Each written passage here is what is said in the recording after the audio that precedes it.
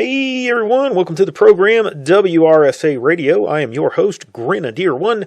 As always, I hope you are having a good week. I hope you had a good Christmas and you are looking forward to a great New Year's celebration.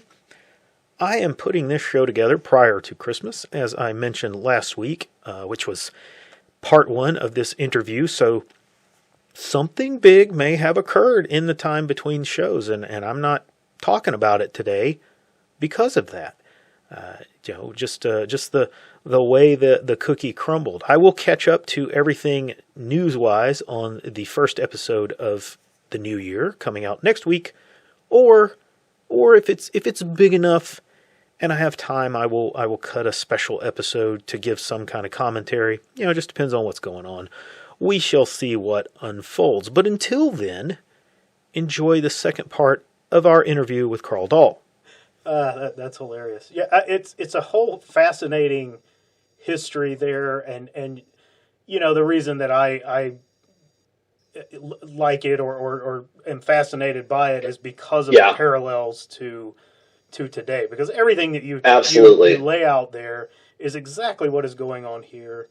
This long history of unresolved things, the industrialization or the new changes in technology. Deindustrialization. Yeah, exactly. It's all of that is going on right now. You have the factions of people. You have this regional differences. It's just all, and then you add on top of that the influx of immigrants who don't have our culture, and it just it's just we've primed ourselves and built ourselves for a version of that. So it's a fascinating topic and fascinating thing to learn about.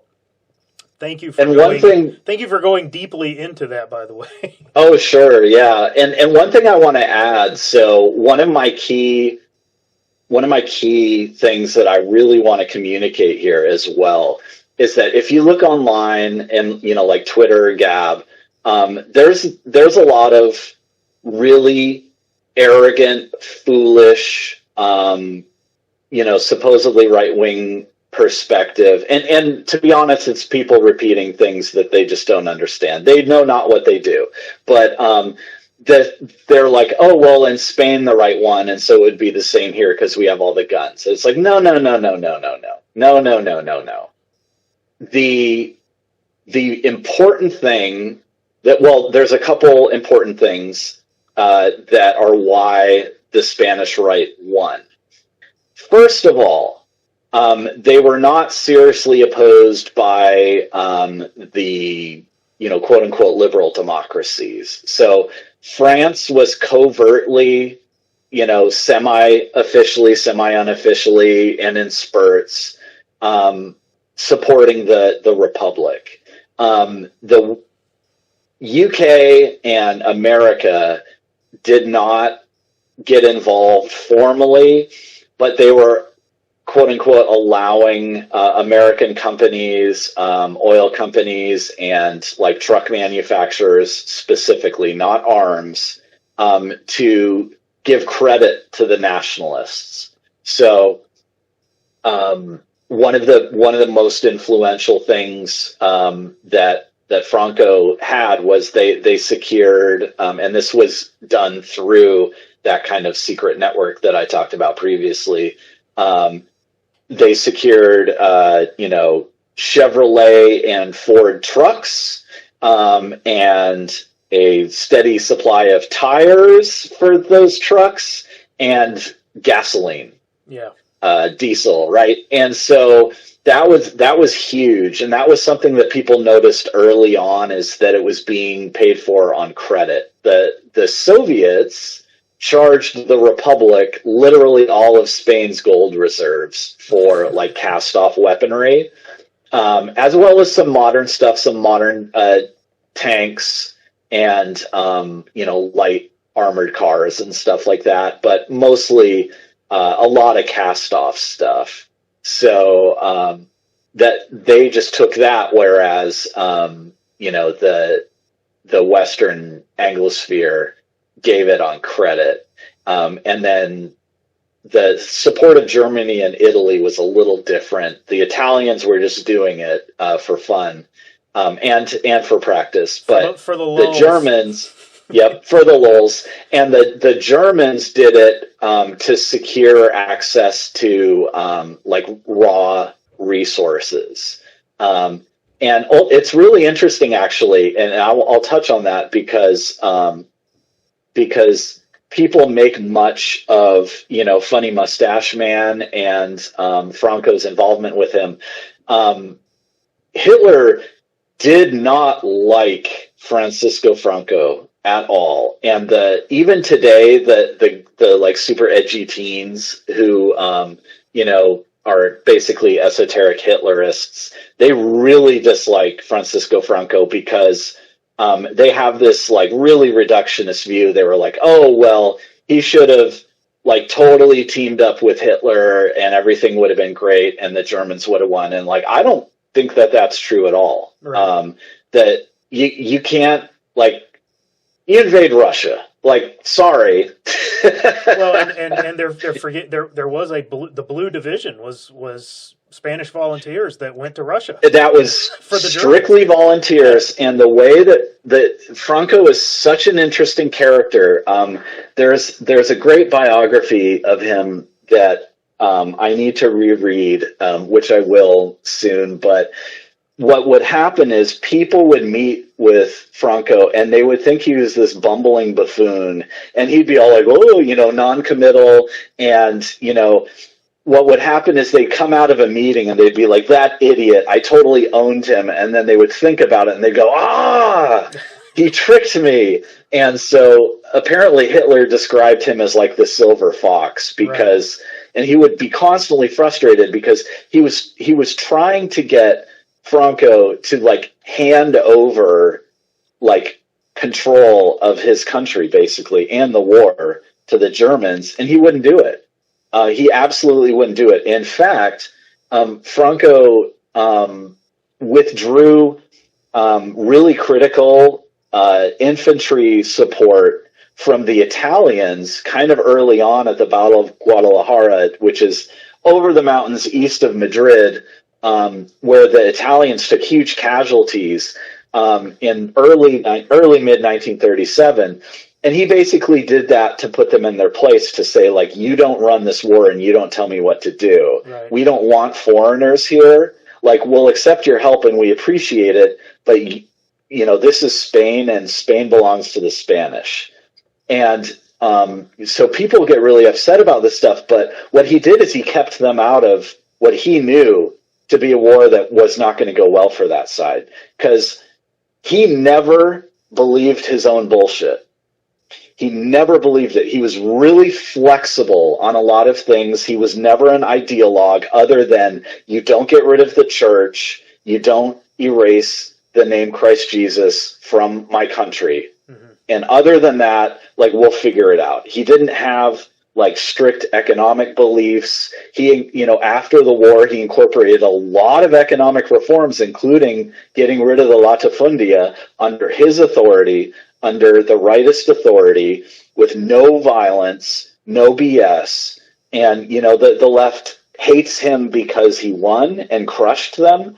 But really, like, he resolved an awful lot of these, like, big problems were out there. He fixed the things that they were using to leverage and proved that his policies were right enough, so yeah, yep, they're going to have success, So. Exactly.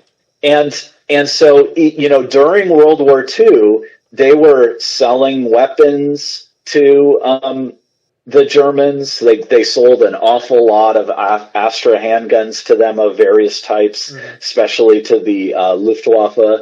They were selling, raw materials for steel, etc. But he never let the zealots take over. And in fact, early in the war, in 1937, he created one political party.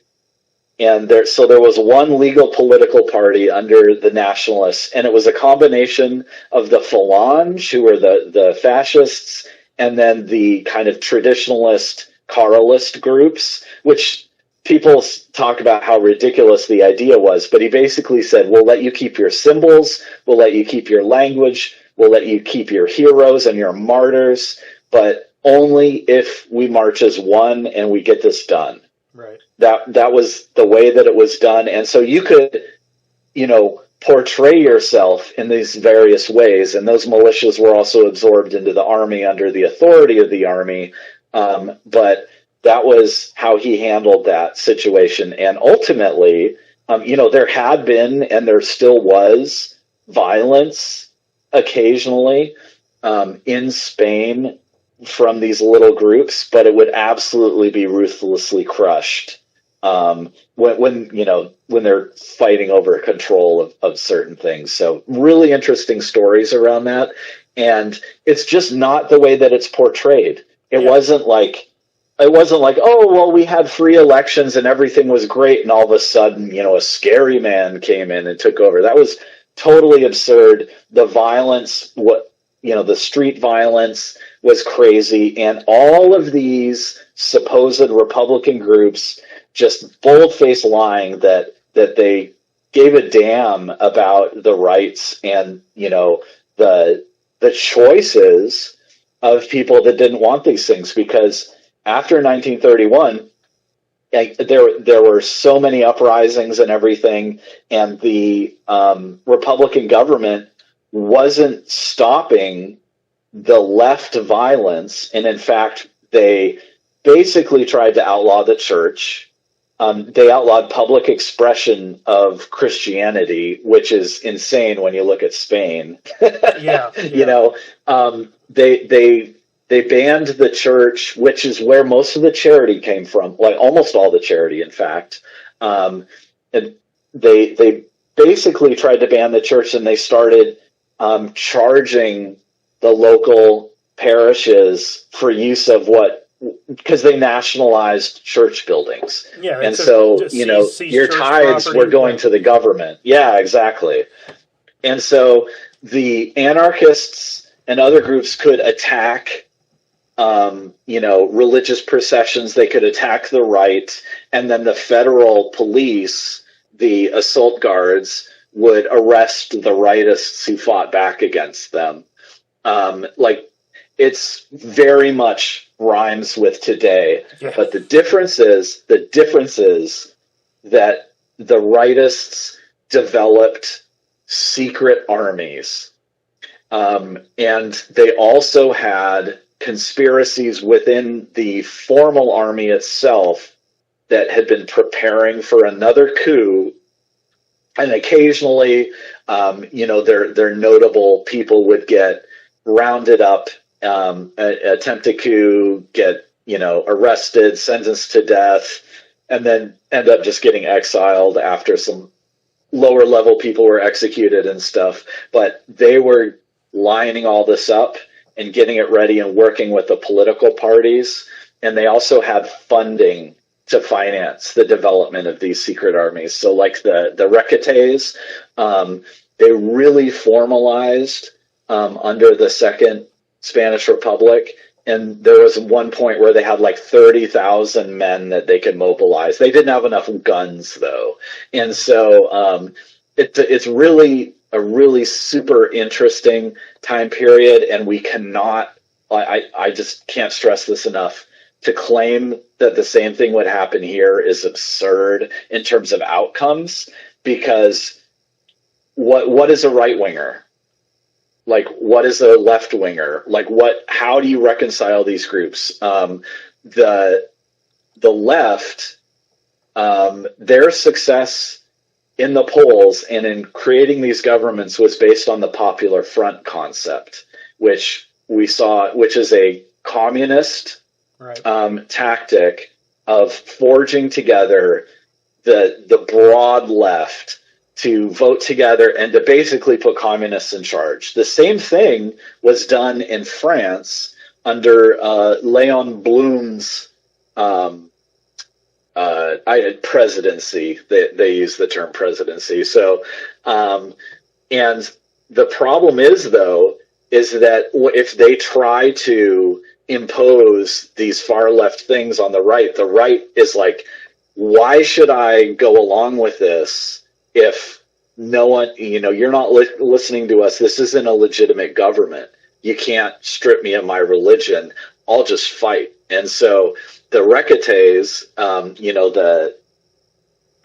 which were mostly up in the north, the thing that they said is they always got what they wanted with the rifle and not the ballot. They never got anything they wanted with the ballot, so why bother? And it's like, that's a really dangerous attitude. You can't say that you have a legitimate government when no one believes what they're saying. Yeah. And so, does everyone believe what they're saying in America in 2023? Almost no one believes what they're saying. Right, exactly. In America in 2023. And they're working and engendering that idea in the right here of, well, I can't get representation, I can't get a voice in government, but I have my rifle. You're building that mentality and that exactly idea in every way. It's making revolution inevitable, I think.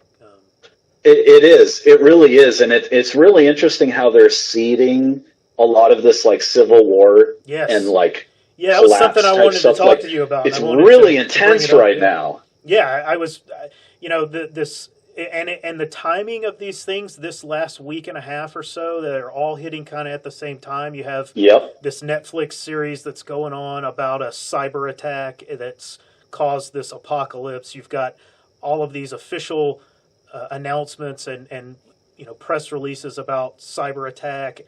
The WEF guy, I think he was one of the WEF guys that was saying that the next pandemic will be a cyber pandemic. And then you have this movie about a civil war in America that all hits at the same, within a week's time frame. That is predictive programming, par excellence. If you look at it, I think I wanted to get your take on that. It's funny. I actually watched that Netflix thing on a pirated channel because I was like, I want to know what they're putting into the squishy heads of the libtards. Right. And TV watchers. So first of all, it was terrible.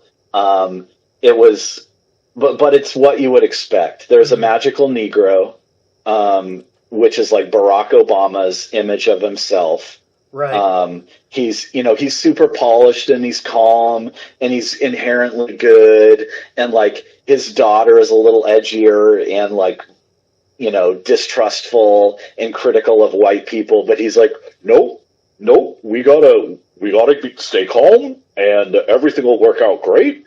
And it's really stupid. And then the white people, the libtard husband is just like a complete pushover because he knows his place in the progressive stack. Right. The mother is like the kind of Karen that gets innocent black men killed because they mama bear to protect their white children.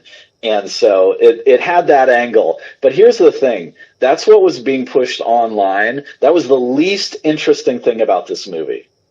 That what they were really talking about is, like you said, cyber attack, which just wipes everything out, and people become useless at that point. Right. And then it all kind of resolves itself at the end where they talk about the country is already divided, so it tears itself apart just naturally as a tactic.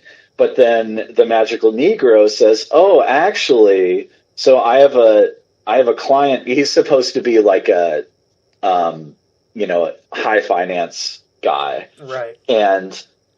And he says, well, actually, I have this defense contractor client, and this now it occurs to me all of a sudden at the very end of the film what this is actually about. It's there's disinformation because there's a drone that flies over and dumps propaganda flyers that says "Death to America" in Arabic, and the evil white man who sits under a billowing American flag while pointing a shotgun at people who just need medicine, man. He says, right before everything shut down, I talked to my buddy in San Diego, who is a GWAT vet, and he said that it was the Chinese or the Koreans, and he couldn't tell the difference between the writing of the two, but it was Asian writing, and they were dropping flyers, and so so you're supposed to make fun of this guy, and he also gets basics wrong, like he misunderstands the definition of barter and stuff like that. But and he's a selfish, evil white man. Sure. And a caricature. Anyway, yeah, a total caricature, just garbage, just stupid. And then, but what it plays into is that's disinformation, which is a valid point. Like it's an interesting point for them to have for it to be a false flag, right? Because the evil white American man says, we've made enemies all over the world and the chickens are coming home to roost, something like that. But then the magical Negro says, actually, it's a coup from elements within our military. Like this is like what the plan is. So it ends with basically saying that this is like Trump, right? A Trumpist coup. So we have to purge our military of these elements. That's what yep, which is absurd. It's so absurd because our military is gay and retarded. Right. Like, right, exactly. There are people there who are just head down, broken, just riding out their 20 years. But most of them, it's like, give me a break. There's those people, you can't pass major because of things that you have to do on camera to become a lieutenant colonel since 2012 or whatever. Like, it's so absurd, but it was so political. And we also saw what the military did under the Trump administration, but they're still seeding that stuff again.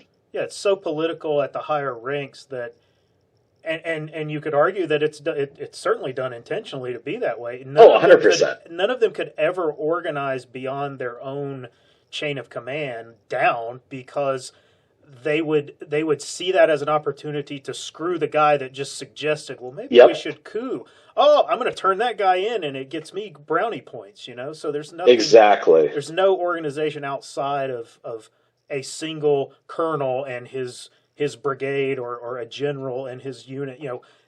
None of that's going to happen. So that's absurd. And interestingly, in the Spanish Civil War, so the war kicked off with an attempted military coup in July 1936. Right. And there were disruptions. Like there was a planned day that it was going to happen, and that was finalized. And after the libtards executed, basically like the equivalent of the FBI arrested semi-arrested. They drove up and took a politician equivalent of like Speaker of the House of the Republican Party. Not that I think the Republican Party is legitimate, but the equivalent of the time, sure. But like a real party, right? The leading right-wing opposition speaker from his house and just murdered him. Right. It was like the FBI just murdering someone brazenly. And then additionally, a communist politician announced that day while he was giving a speech, this is your last speech. Like they very openly said, we're just going to start killing our opposition. And so that's when the army said, let's roll. Or I should say the conspiracy within the army said, let's roll. That final murder got Francisco Franco on board. He was like writing it out to watch what was actually going to happen. Very clever fellow, because he's like, I've seen a lot of failed coups, so like, why would I do that? And so the success of the military uprising in any given location came down to two things. One is like the steadfastness and the courage of the military officers who were involved, like the ones who took it upon themselves to make a stand. Right. They tended to succeed. And then The alternative, though, is that the leftist militias and gangs, their preparation also in any given town really determined what happened. So there were places where the army officers, quote unquote, stayed loyal to the Republic. There are others where they failed, like in Barcelona, because like the CNT put 10,000 armed men in the street like in an hour because they had been preparing for it, and so they crushed the army there, and they got the support of the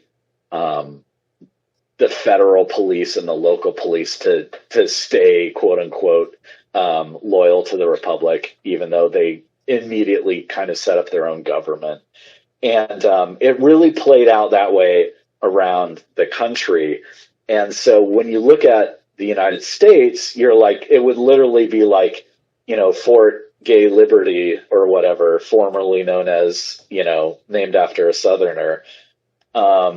If the lead man there decided that he was going to support a coup, right, and then having to get all the men under him under his control, because in the Navy, the officers didn't have enough enlisted men to support them, and they also didn't assert authority enough, and so the coup generally failed in the Navy, and so most of the Navy became under the control of the enlisted men, which is partly why they were so ineffective too, is because they didn't have a lot of good leaders, and then they were being let's vote on what we're going to do, so they would generally just like chill in port and stuff like that. There's a long tradition of poor leadership in the Spanish Navy. So yes, exactly, yeah, including Francisco Franco's father. Their family were naval officers, and his father abandoned the family, and so he kind of rebelled and joined the army. Gotcha. Here's an interesting thing. Here's a very interesting thing, kind of tying that back into something I was talking about earlier. His brother Ramon Franco was a pilot. And he was a commercial pilot in the 30s, but he had also been in the military as a pilot. He was a known anti-monarchist, and so the grenade design that the CNT FAI, which is an anarchist. The CNT is an anarchist labor union, and then the FAI is kind of their secret army of extremists underneath that organized. One of the leaders of the CNT, went to Ramon and basically asked, "Is there a small aviation bomb that I could study? Because we want to start making grenades to fight against the monarchy." And Ramon commissioned an Asturian miner. The Asturian miners. Asturia is a big mining area in northwestern Spain, and a lot of the government arsenals are up there because that's where the steel is. Sure. And the Asturians had a long history of anarchist uprisings. They were very, very well paid, but they just became true believers, in fighting against, the managers and the owners and stuff like that. And so anyway, they became the demolitions and the tunneling and mining guys for the Republic. Right. And this Asturian specialist basically created the FAI bomb, again, based on an aerial bomb, which is why it's an impact detonation that makes sense. fuse. Yeah. And so it's, think of the old Soviet anti-tank mines that have the streamer on them to orient the shaped charge warhead. It worked the same way, but it was huge, and like the blast radius of the thing, because they used actual high explosives, was such that like almost nobody could throw it farther than the blast radius. Well, 2.5 pounds. I mean, that's that's pretty substantial to try to hurl. It developed a nickname, La Imparcial, because it was like impartial as to who it would kill. it would blow up your own guys. So I know you threw me, but yeah, just a fascinating subject. Yeah. So Ramon gave them their most fearsome weapon, and they were making them by the thousands. And in fact, it's interesting because I wrote that article about the CNT FAI defense cadres, and I made reference to the fabrication of the FAI bombs. But as I got into this other material by one of these FAI guys, who it was his baby, the grenade project was his baby.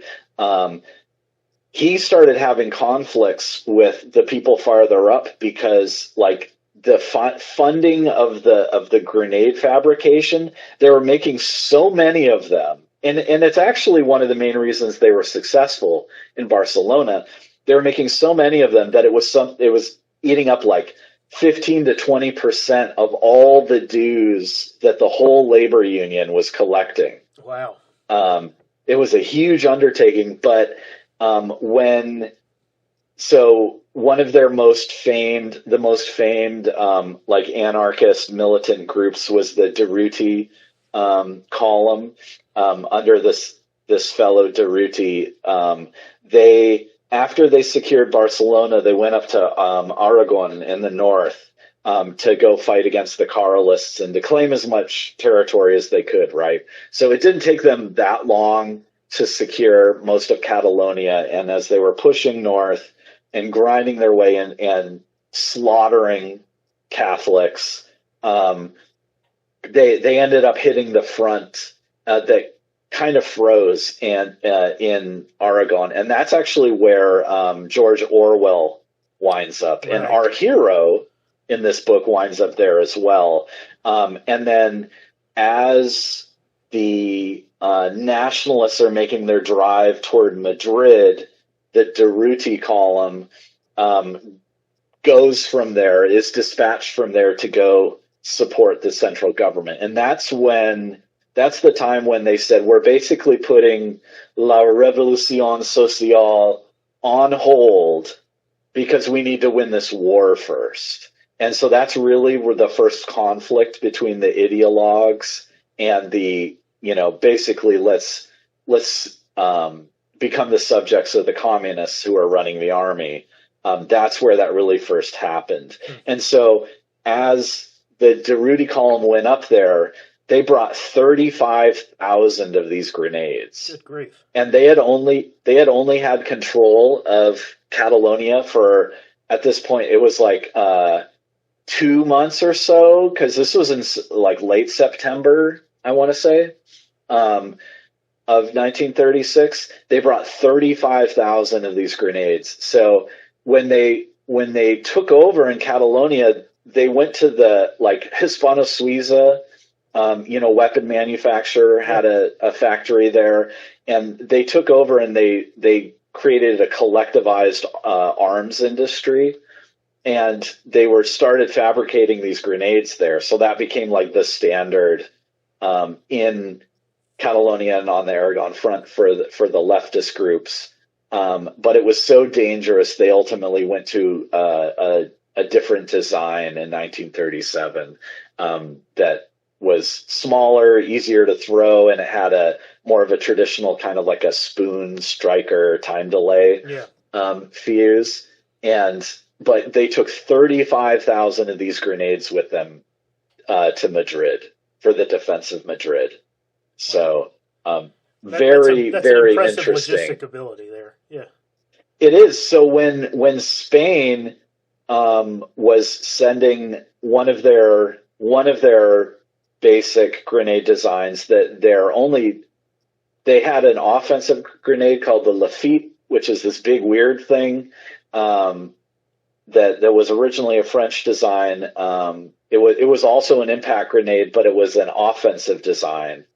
So it was a lot easier to use. It was very similar. It had that same, because of the impact thing, it had this like weird safety panel with a spring-loaded frame, and it was wrapped in a streamer. Right. But it was less dangerous because it didn't fragment. And then they had a fragmentation grenade that used a wick. But the way it was an older design, but it worked really well because it was smaller and it was a frag, but they used black powder mixed with rosin to kind of stabilize it. And so it didn't have a huge blast radius. And it was really simple. They only took 25,000 of those things to Africa for their war.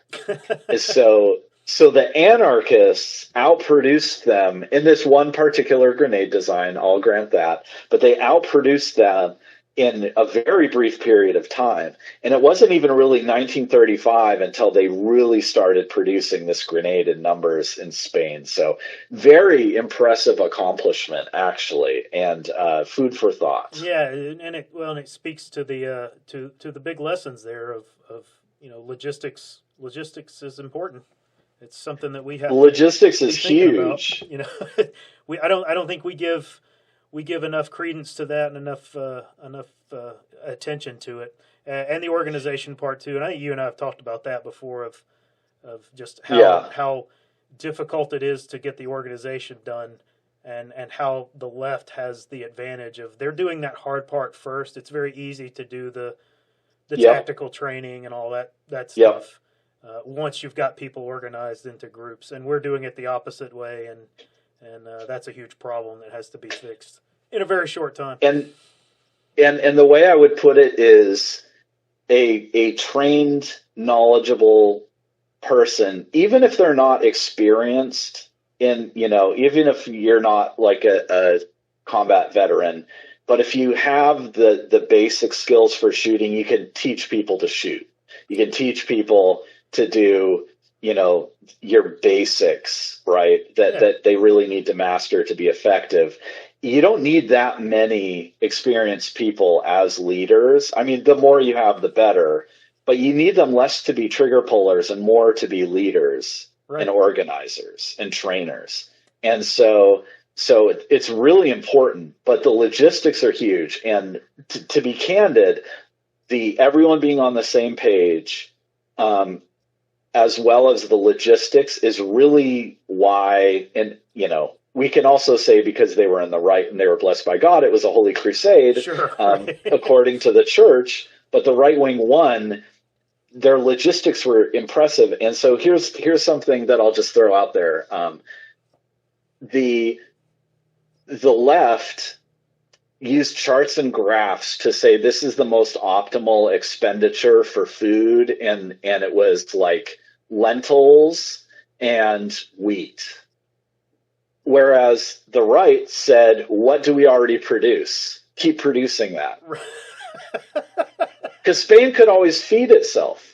Right. Spain never had any issues, like a huge agricultural sector. They said, let's take, and so when we capture the North, we're not going to make the fishermen stop fishing. We're not going to make the people who farm stuff appropriate for this environment change what they're farming. We're going to have them keep farming what they farm. And so they had really good food.